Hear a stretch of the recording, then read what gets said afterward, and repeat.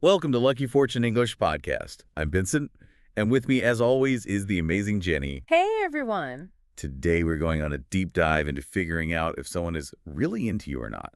It's the age-old question, right? Like, how can you tell? Yeah, and thankfully, we have the Zodiac to help us try to figure it out. Ooh. So we're going to be looking at the first three signs of the Zodiac: Aries, Taurus, and Gemini. That sounds fun. Let's jump right into it. Yeah, let's start with Aries, the ram. The ram. Ruled by Mars, the planet of war. Uh-huh.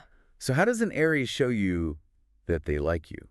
Well, Aries is like a bonfire. They're intense, bright, and you can't ignore them. Mm-hmm. So if an Aries is into you, you'll know it. You'll know it through their grand gestures, bold declarations of their feelings, and they will want to be with you all the time. So you're saying with an Aries, there's no need to play hard to get. Yeah, no need to play hard to get. They're very direct and upfront about how they feel. So I'm assuming then that there must be a downside to all this intensity. Of course. Yeah. Because bonfires can burn out quickly. Right. The same can happen with an Aries. So while they might come on strong at first, that same fire can make them impatient and maybe even scared of commitment. I see. So what are some red flags to look out for when dating an Aries? Well, because they're so impulsive, you might see some sudden mood swings, picking fights, maybe even openly admiring other people. Oh, that's not nice. Yeah. It's not that they aren't into you. It's just that sometimes they don't know how to deal with their feelings. Uh-huh. So if an Aries goes from hot to cold, it might not even be about you. It's just them struggling with their own feelings about commitment. Exactly. That's a great way of putting it. They might be wondering, can I keep this up? Am I really ready to settle down? Yeah. Or am I just enjoying this exciting chase? Yeah. So how would someone navigate that fiery energy and build a strong connection with an Aries? I think the most important things are patience and understanding. Don't think that because they're impulsive, they don't have real feelings. Right. Give them the space to figure out their emotions and try not to take their hot and cold behavior personally. So meet their intensity with some grounded energy, showing them you can handle it. Yes, exactly. And don't be afraid to say what you need and what you want. Aries respects honesty and being direct, so talking it through is super important. So be open, be honest, but don't get completely swept away by their initial passion. Yeah, that's a great way to sum it up. Okay, good advice. Yeah.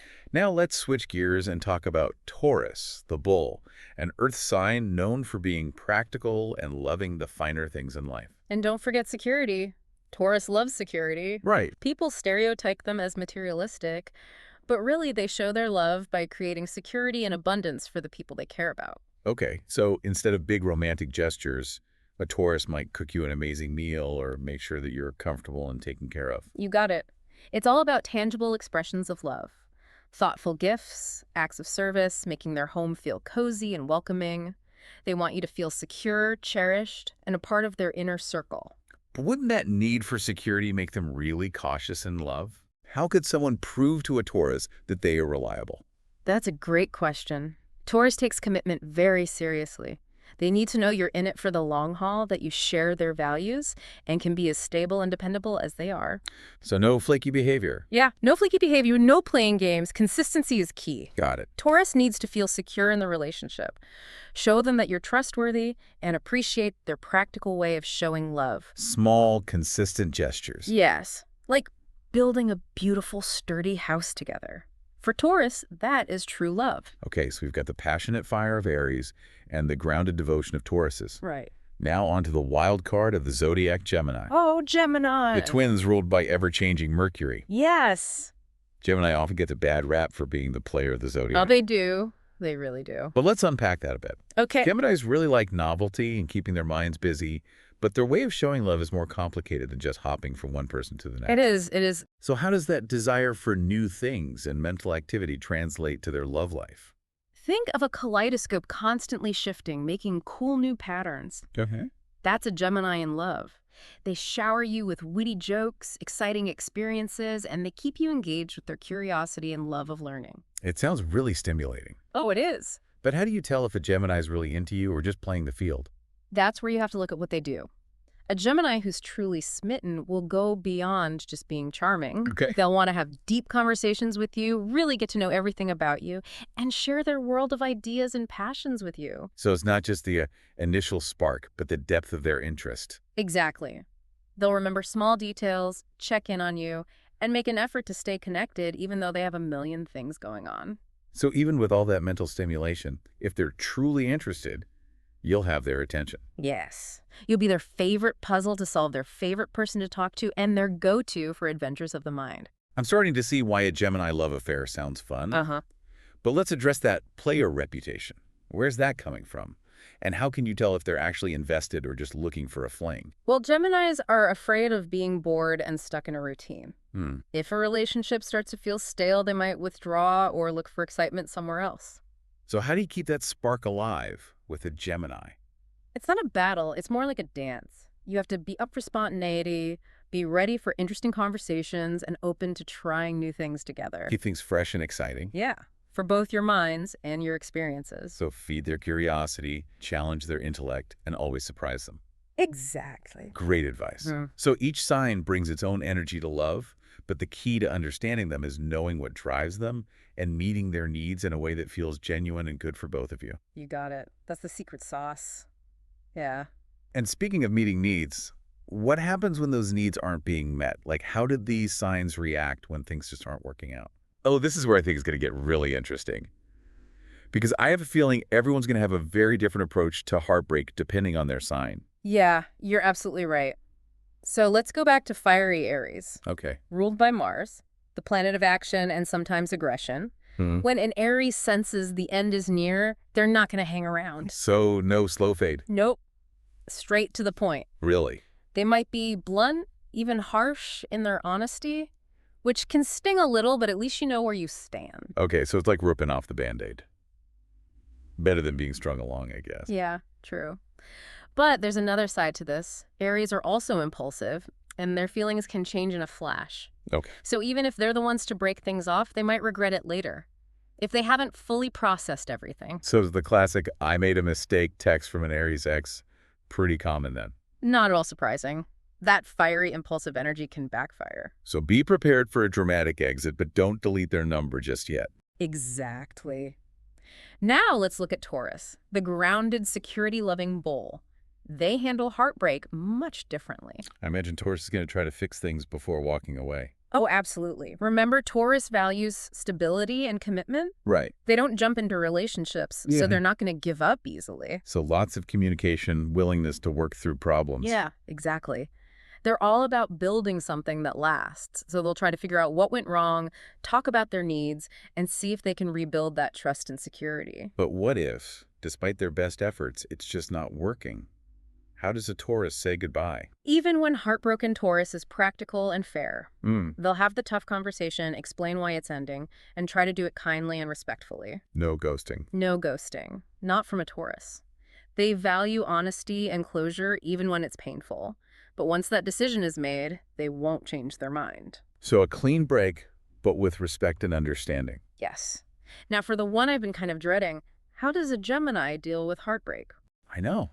It's like the sign with the reputation for not being that emotional. Right. But like everything with Gemini, there's more to it than that.